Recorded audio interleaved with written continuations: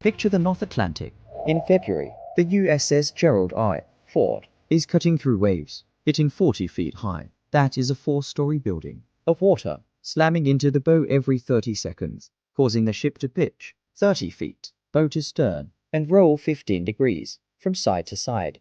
This is the kind of weather that shuts down every civilian port on the East Coast. But deep inside the ship, 7 decks below the flight deck, Chief Culinary Specialist Marcus Chen is managing something that would terrify every chef on land. He is preparing dinner for 700 people using industrial ovens, blasting at 450 degrees. He is managing 80-pound pots of boiling oil on a steel floor that is tilting like an earthquake simulator. The steam tables are bolted down. The heavy pots are chained to the deck, and dinner does not stop because one single slip on a wet floor could send someone into a 450-degree oven or turn a pot of oil into a lethal projectile across the carrier. 6 more galleys are doing the exact same thing simultaneously. They are producing 17,300 individual meals in a single 24-hour period. That means 17,300 meals today, 17,300 tomorrow, and every single day for the next 90 days straight, with no grocery stores and no backup plan. Most people think an aircraft carrier is just a floating airport that runs on nuclear power, but the real experts know it runs on logistics. To feed a crew of 5,000 people, this ship produces the equivalent of 22 busy McDonald's locations daily for 3 months without resupply. To do this, the United States Navy relies on 50 years of unmatched engineering. The secret to this floating city is its 2 1B nuclear reactors, which generate enough electricity to power a city of 100,000 people. Cooking uses less than 5% of that massive capacity. This power allows warehouse-sized freezers to store 3,000 tons of food at -10 degrees Fahrenheit. It allows desalination systems to produce 400,000 gallons of fresh drinking water every single day. The Chinese Type 003 Fujian has 4 galleys and a maximum deployment of about 47 days. The American nuclear carrier does not dock when it is convenient. It docks when it chooses to. This creates an 11-to-1 strategic advantage in ocean control, but feeding the crew is only one piece of the massive logistical puzzle required to project American power. Let us zoom even deeper into the industrial miracle that nobody talks about. The $2 million laundry room. You climb down steep ladders, passing through heavy watertight doors until you are entirely below the waterline. If you put your hand against the outer bulkhead, the steel is cold because the Pacific Ocean is pressing directly against it. Down here, in a windowless steel cocoon, where the vibration of the ship's engines is a constant hum, 20 isolated sailors fight a daily battle against a mountain of mesh bags that smell like jet fuel and sweat. They process 20,000 pounds of dirty clothes every single 24 hours. If a pilot develops a severe skin infection, he cannot fly his $100 million F-35 fighter jet. In a very real way, the washing machines spinning below deck are the only things keeping those jets in the air. The Navy utilizes Degradation wash machines, massive stainless steel drums that cost $170,000 each. These machines are literally bolted directly to the steel deck plates. A 200-pound load of wet uniforms, spinning at 100 revolutions per minute, would become a kinetic missile if it broke loose during a storm. To survive, these machines utilize a military-grade suspension system called vibration isolation. When the ship leans 15 degrees to the left during a sharp turn, the machine's suspension compensates instantly, keeping the spinning drum perfectly gyroscopically balanced. The real enemy in this steel room, however, is the water itself. The ship floats on billions of gallons of seawater, but salt ruins fabrics and destroys expensive machines. Fresh water on a nuclear carrier is treated like liquid gold, and it is strictly prioritized. The nuclear reactors always get it first. The steam catapults are second. Drinking water is third, and laundry is dead last. To wash 70 tons of laundry a week, the Navy cheats physics by using a closed-loop recycling system. The final wings water from one load is filtered, treated, and becomes the wash water for the next load, meaning 1 gallon of water does the work of 10 ships like the USS Theodore Roosevelt.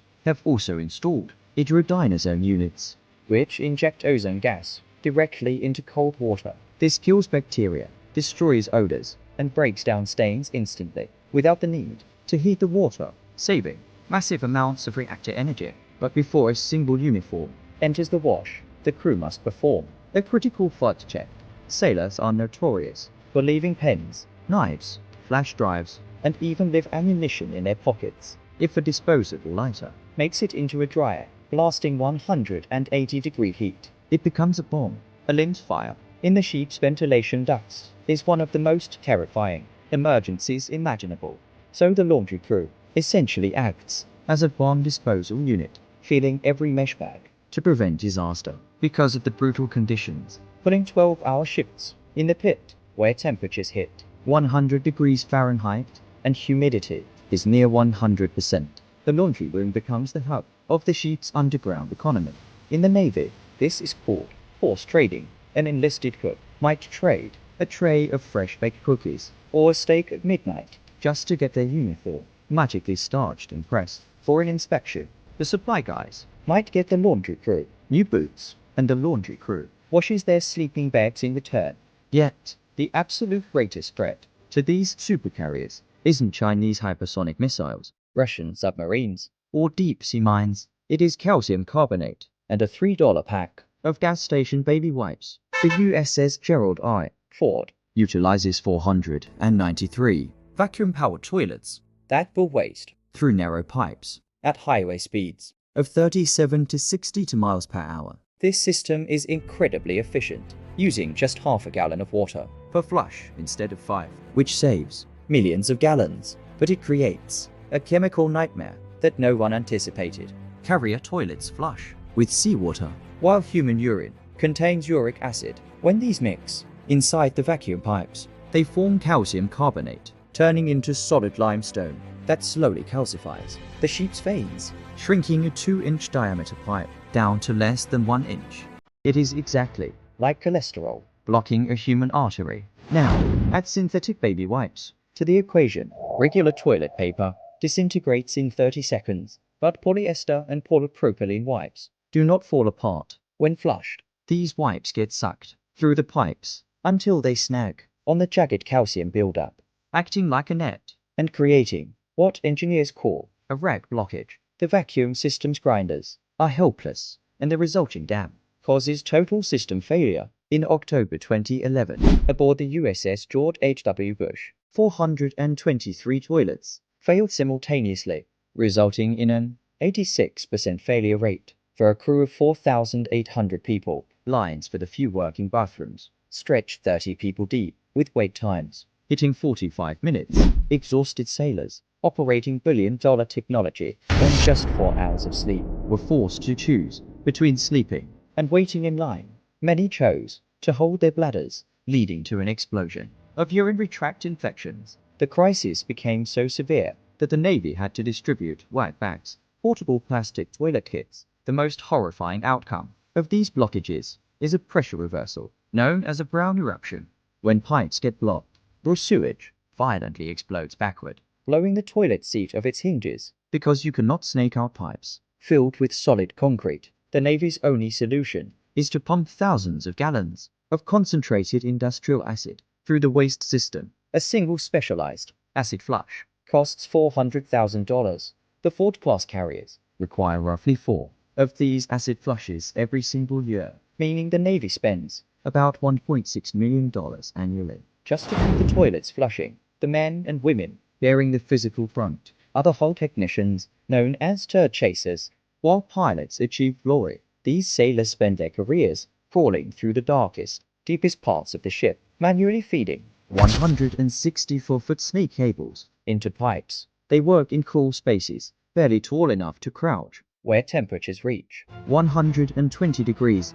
The decomposing human waste produces hydrogen sulfide gas, which is incredibly lethal at deadly concentrations. This gas quickly paralyzes your olfactory nerves, so you stop smelling it. The hull technicians must gear up in SCBA breathing apparatus just to safely enter these toxic pump rooms. The social cost of this job is equally brutal. The smell of decomposing waste and harsh chemicals permeates their clothing, hair, and skin. When an HT sailor enters the mess hall after a grueling shift, the seats right next to them remain empty. They defend the sheet's habitability, but the rest of the ship refuses to sit next to them. Yet, they endure these shifts, knowing full well that tomorrow someone will inevitably flush another baby wipe. They fix the system without complaint, because without working bathrooms, the entire $13 billion fortress would fail. You can forge the strongest steel and deploy the most lethal stealth fighters in human history.